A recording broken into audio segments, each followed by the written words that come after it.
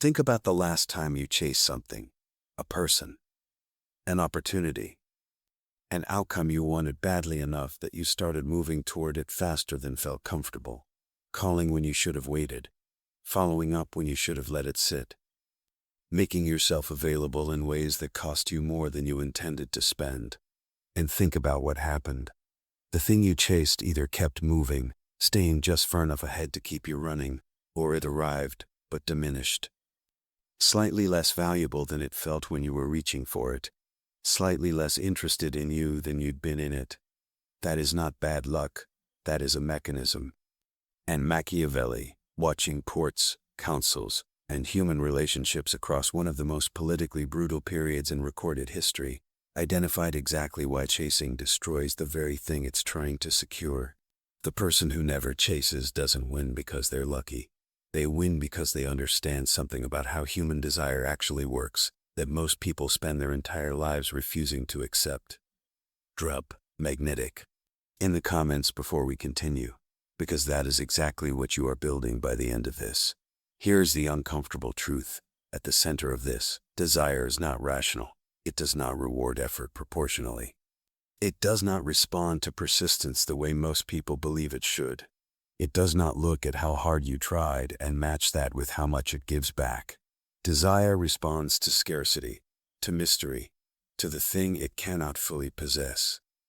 Machiavelli wrote about this not in the context of romance, though it applies there completely, but in the context of power. He watched princes lose the loyalty of their courts by trying too hard to secure it. He watched alliances dissolve the moment one party showed they needed the alliance more than the other.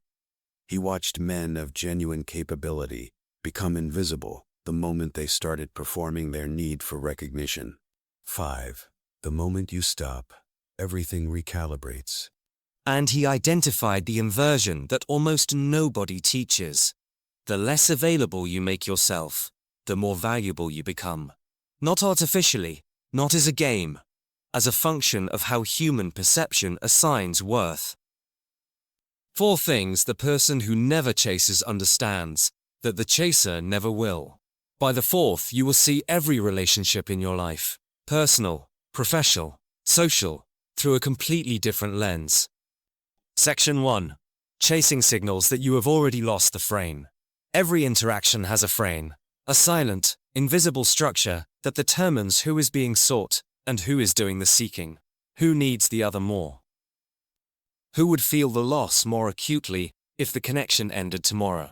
Most people never consciously register the frame, but they feel it, and it determines everything about how they behave toward the other person. When you chase, when you reach out too often, respond too fast, make yourself too available, accommodate beyond what feels natural, you are not just showing interest, you are broadcasting which side of the frame you occupy. You are announcing, I need this more than you do. And the moment that announcement is made, everything shifts. The other person, without deciding to, without even fully realizing it, begins to treat you according to your position in the frame. They slow down their responses, because yours are instant. They become less available, because you are always available. They begin to feel the faint, uncomfortable pressure of someone who needs them, and pressure, in any relationship, creates distance. Machiavelli watched this in every court he documented. The advisor who was too eager to please became someone to be managed, not respected. The ally who showed they needed the alliance more than the other party was immediately at a disadvantage in every negotiation that followed. The frame is set early. And once set, it is extraordinarily difficult to change from within the same dynamic. The person who never chases doesn't just avoid a mistake. They establish a frame from the beginning where the other person is always doing a small amount of reaching. And that reaching builds investment, attachment, and perceived value in ways that no amount of pursuit ever could. Section 2. What you chase, you devalue. This is the psychological mechanism underneath the frame, and it is why chasing is self-defeating at a level most people never consciously examine. The brain assigns value based on resistance and scarcity. What is hard to get feels worth having. What is freely available feels ordinary. This is not a flaw in human psychology. It is one of its most consistent features. When you make yourself completely available to someone, when you eliminate all resistance, all uncertainty, all mystery about where you stand and how much you want something, you are removing the exact conditions that make you valuable in their perception. You feel like you are being generous, you are being transparent, committed, enthusiastic. These feel like virtues, but from the outside, what they produce is familiarity. And familiarity, in human psychology, is the enemy of desire. Machiavelli wrote that men value most what costs them something. Not because they are cruel, but because the cost is what registers the value. A thing that requires no effort to obtain carries no proof of its worth. The person who never chases is not withholding. They are not playing games. They are simply maintaining the conditions under which they remain valuable, conditions that the chaser dismantles entirely in the first week of pursuit. Think about the relationships in your life where you have been most deeply wanted. In almost every case, you were not chasing in those relationships. You were present, interested, engaged, but not desperate, not over-available, not performing your enthusiasm so loudly that the other person had nothing left to wonder about. The mystery was intact, and the mystery was doing work you didn't even know needed doing. Section 3. Stillness creates gravity. Here is the thing nobody says directly enough.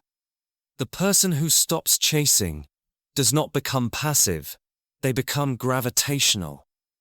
Gravity does not move toward things, things move toward gravity.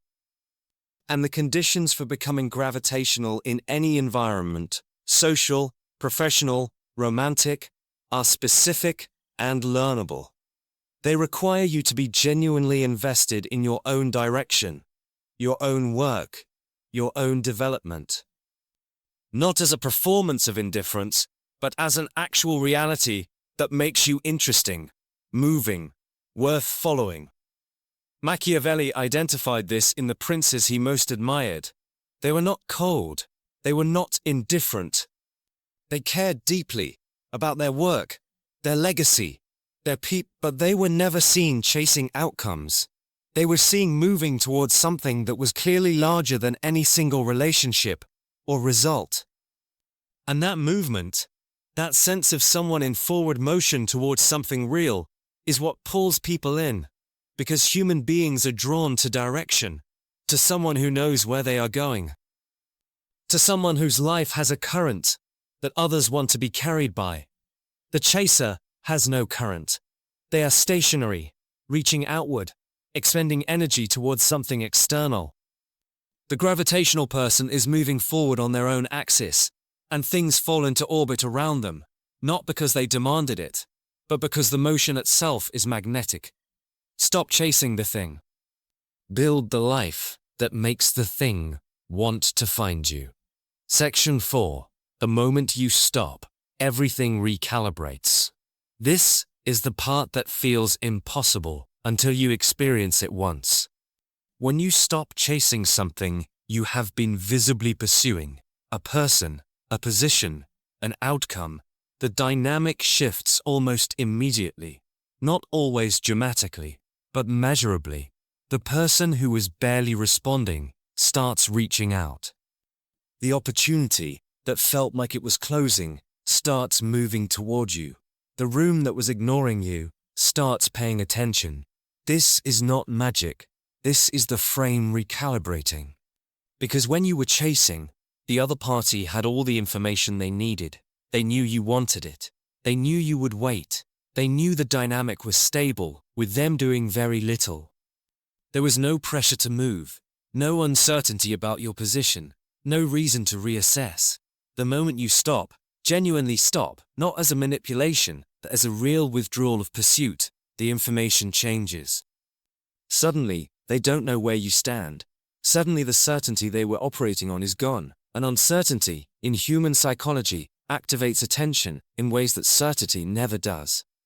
Machiavelli wrote that the prince who creates uncertainty in his allies keeps them working to secure the relationship.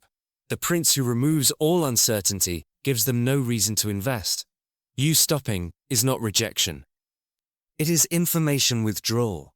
And information withdrawal is the fastest way to shift a frame that has been working against you. 4 things, one mechanism under all of them. Chasing sets the frame against you. Chasing devalues what it pursues. Stillness creates gravity, and stopping recalibrates everything the other party thought they knew. Machiavelli never wrote a chapter on relationships. He wrote about power, about perception, about the mechanics of how human beings assign value, build loyalty, and distribute their attention. But the mechanics are identical, because whether you are a prince managing a court or a person navigating a relationship, the currency is the same. Scarcity, mystery, direction, the quiet confidence of someone who knows what they are worth and does not need to prove it by running. View. The person who never chases is not playing hard to get. They are simply someone who has somewhere to be. There is something you have been chasing. Maybe for weeks, maybe for years. Something you have given more energy to than it has returned. Something you have made yourself smaller to pursue, more available, more accommodating, more willing to accept less than what the pursuit was costing you. You don't have to keep running, not because the thing isn't worth wanting, but because the running itself is what's keeping it from arriving. Turn around, not away from what you want, toward yourself, toward the work, the direction, the version of your life that moves forward with or without the thing you've been chasing. And watch what happens behind you when you do. Machiavelli spent his exile doing exactly this. He stopped chasing the political life that had been stripped from him. He turned toward his writing, his thinking, his own direction. And 5 centuries later, the whole world came to find him. One question: what have you been chasing that has been moving further away the harder you've run? You know exactly what it is. Drop magnetic in the comments if you're done chasing it. I'll be reading every one.